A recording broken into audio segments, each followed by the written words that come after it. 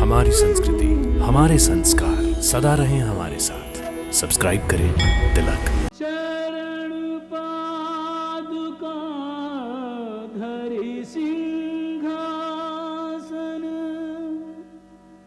करि प्रणाम नित आशीष मांगत। राम विरह के रंग में डूबे, राम प्रेम मूरत से लागत। धर्म काम निर्वाण भरत वर, राम प्रेम बस सब कछु त्यागत। राम प्रेम बस सब कछु त्यागत।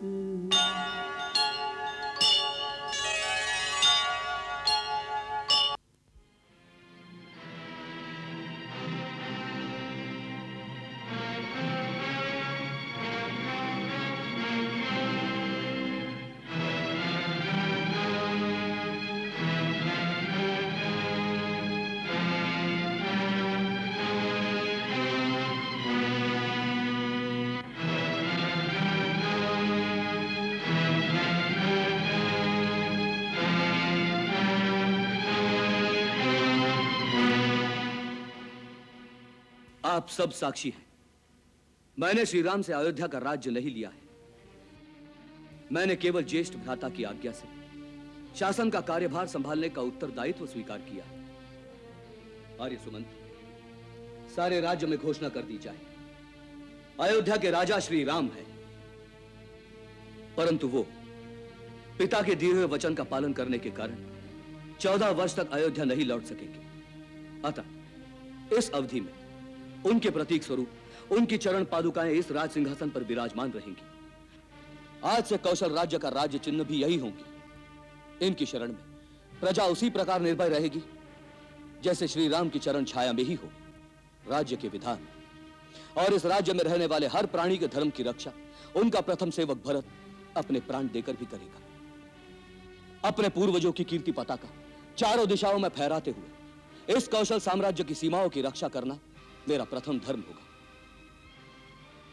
समस्त मंत्रीगण और राज्य के कर्मचारियों से मेरा एक ही कहना है, राजा रामचंद्र की अनुपस्थिति में आपका उत्तरदायित्व दोगुना हो गया है। न्याय का पालन, धर्म की रक्षा और प्रजा की निस्वार्थ सेवा में कोई त्रुटि ना रहे।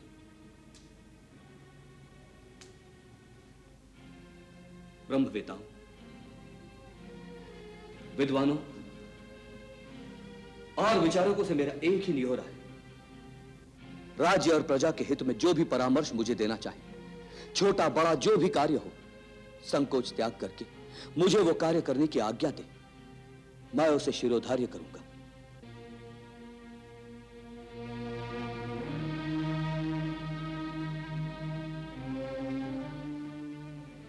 गुरुदेव, यदि आप आज्ञा दें तो अपने मन की एक बात आपके सन्मुख इस आशा से निवेदन करूं कि आप उसमें सहमति दें। कुमार भरत, तुम्हारे सद्विचारों को हम बड़े आदर से सुनते हैं। अतः वत्स, तुम निसंकोच अपने मन की बात कहो।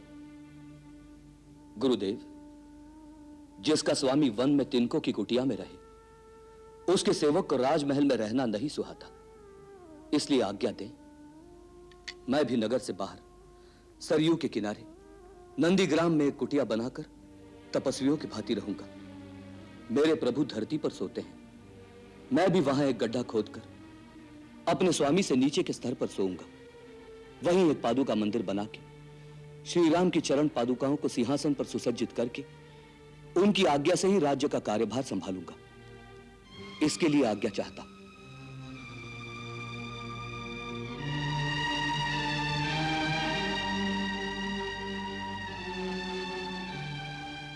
तुम धन्य हो भरत, धन्य हो।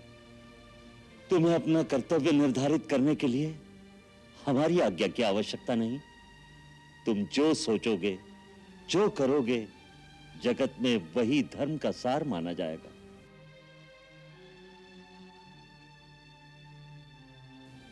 धर्मपिता महाराज जनक और समस्त गुरुजनों से मेरी यही याचना है कि आप मुझे आशीर्वाद दीजिए, जिससे मेरे कर्तव्य पालन में मुझे सफलता मिले।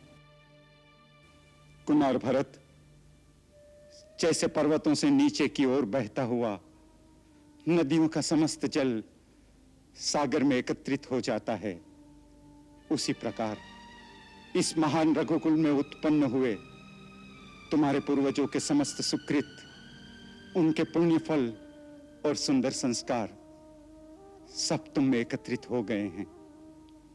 तुम्हारा नाम इस संसार में अमर रहेगा। तुम जैसे महान मानव ही इस धरती पर धर्म का आधार हैं। तुम्हारे हाथों में अयोध्या सौंपकर अब मैं निश्चिंत होकर मिथिला जा सकूंगा। भगवान आशुतोष तुम्हारी रक्षा करें।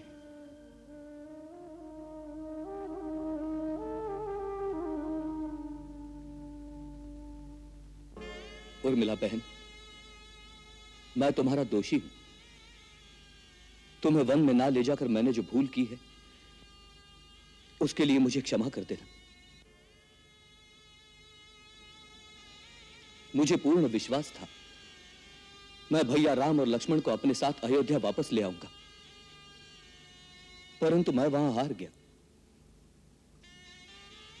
मांडवी ठीक कहती थी, तुम्हें एक बार लक्ष्मण से मिलाने का वही स्वर्णिम अवसर था, परंतु भावना के आवेश में मनुष्य की बुद्धि काम नहीं करती। मुझे क्षमा कर दो बहन, मुझे क्षमा कर दो। भैया, आप ऐसा कहकर मुझे लज्जित कर रहे हैं। आपके महान त्याग के आगे तो हमारे इन छोटे मोटे दुखों का कोई मोल ही नहीं है। इस समय यदि हम दुख करें तो आपके महान त्याग का परिहास होगा। फिर भी मेरी ओर से यदि आपको कभी ऐसा आभास हो तो मुझे अनजान बालिका समझकर क्षमा कर देना। तुम धन्य हो उर्मिला। मैं सीता भाभी की महानता का प्रतिबिंब तुम में देखता हूं। तुम्हारे माता पिता धन्य है बहन, तुम्हारे माता पिता धन्य है।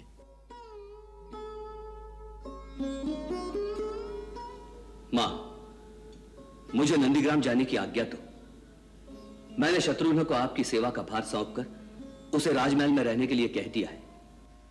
वो आपकी हर प्रकार सेवा करेगा, आपका आज्ञाकारी रहेगा, आपको कोई कष्ट नहीं होगा।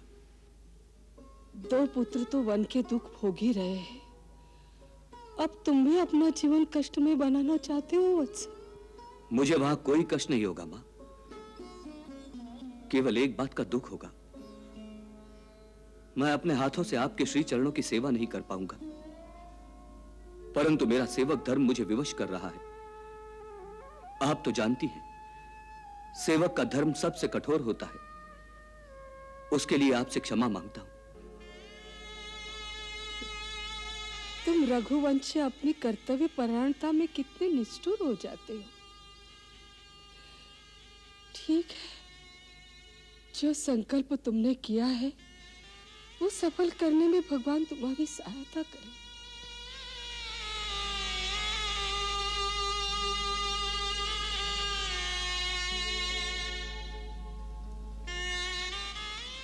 मां, बस यही आशीर्वाद दो, तुम्हारे भरत के पग अपने कर्तव्य पथ से कभी न डोले।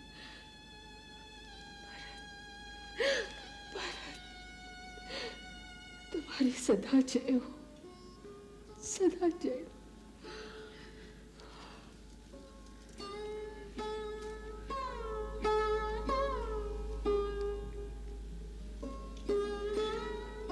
मुझे तुम जैसे पुत्र पर गर्व है भरत। माँ भवानी तुम्हारी रक्षा करे। मेरे लाल,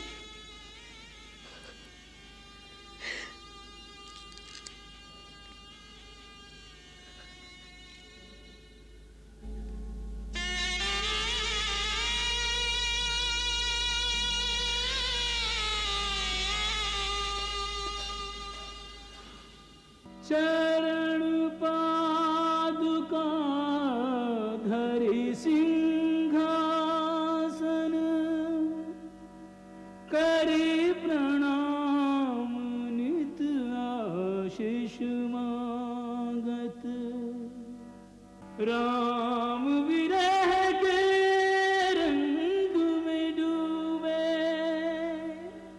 राम प्रेम मूरत से लागत।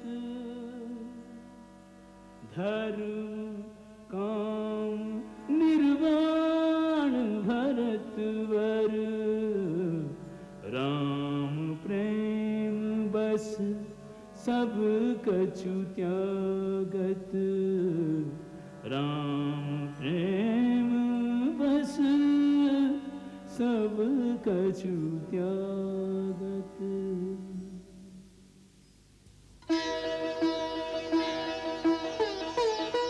भरत सम नहीं दूजा कोई त्यागी, भरत सम नहीं दूजा कोई त्यागी। राम लखन सिया बन में भरत भये घर ही में बैरागी। भरत सम नहीं दूजा कोई त्यागी।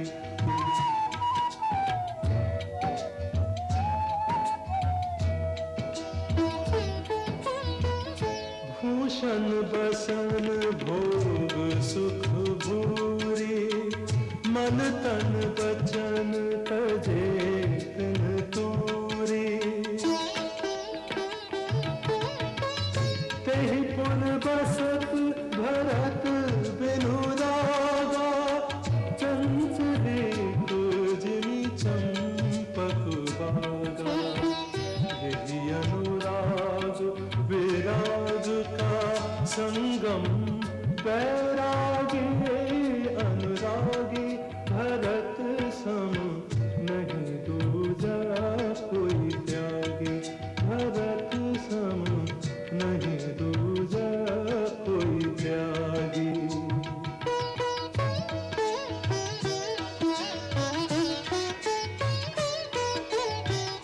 नंदी गाँव करे पदन कुटीरा, कीन निवास धर्म धुरधीरा।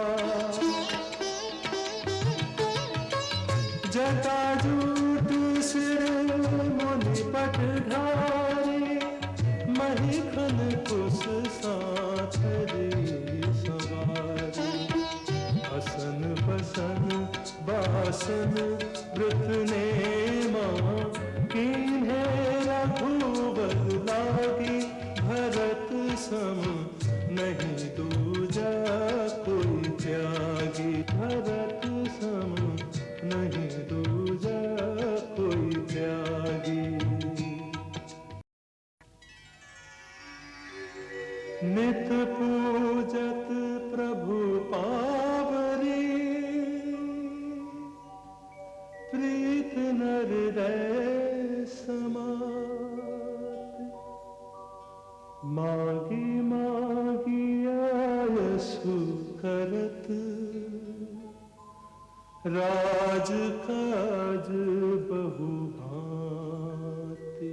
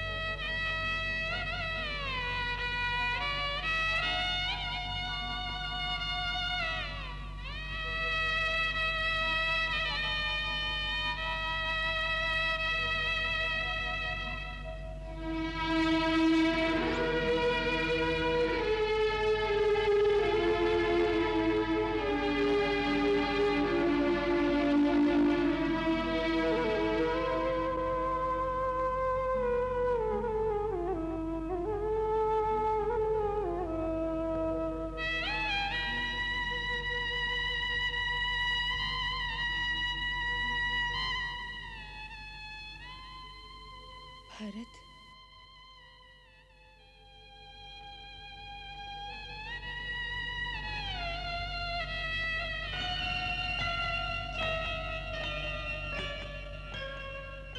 महारानी कैकेयी,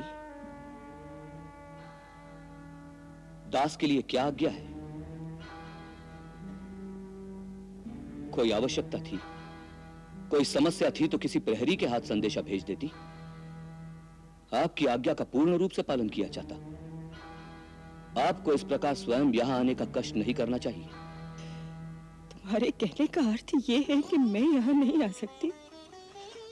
जब अयोध्या की प्रजा का हर प्राणी अपनी समस्या लेकर तुम्हारे पास आ सकता है, तो तुम्हारी माता क्यों नहीं आ सकती? क्योंकि आप महारानी हैं और मैं राजा राम का एक कर्मचारी। महारानियों का कर्मचारियों के पास आना शोभा नहीं देता। मैं तुम्हारी माँ भी हूँ भरत। मुझे महारानी नहीं, केवल एक बार माँ कहो, एक बार माँ कहो। कैसे कह दूं? जिसे मैं मां कहता था उसे तो महारानी कैकेयी ने मार डाला और मुझे मातृविहीन कर दिया। मेरे हृदय में अपने मां का जो सुंदर चित्र अंकित है वो आपसे नहीं मिलता महारानी।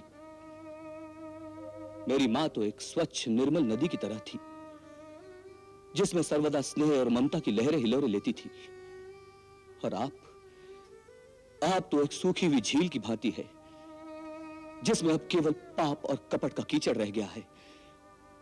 कृपया मुझे मेरी मरी हुई मां की याद मत दिलाइए। मेरे पास रोने का समय नहीं है। कहिए, आपकी क्या समस्या है?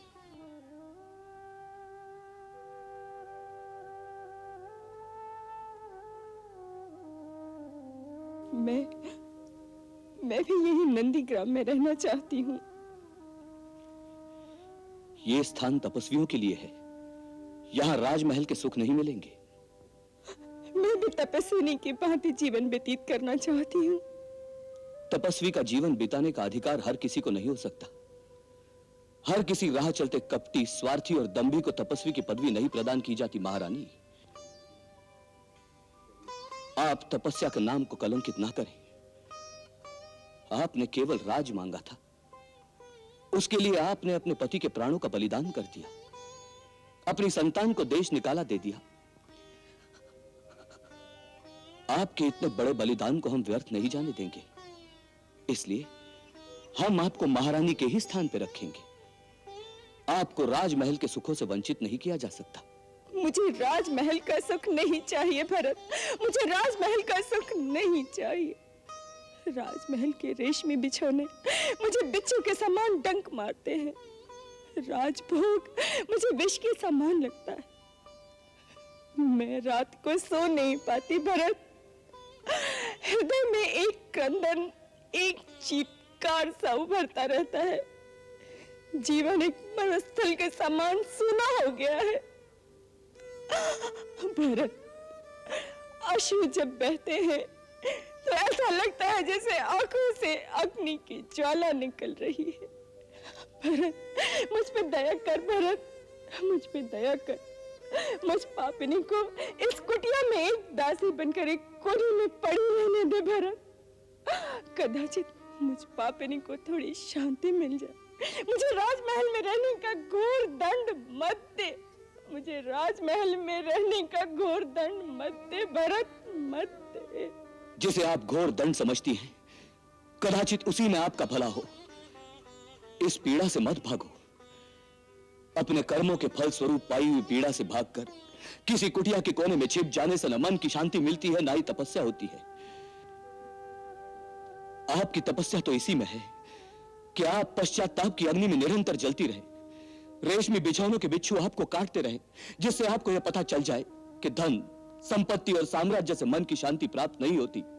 उसी पीड़ा से आप अपने पापों का मोल चुका सकती हैं। कदाचित इसी से आप पाप मुक्त हो जाएं।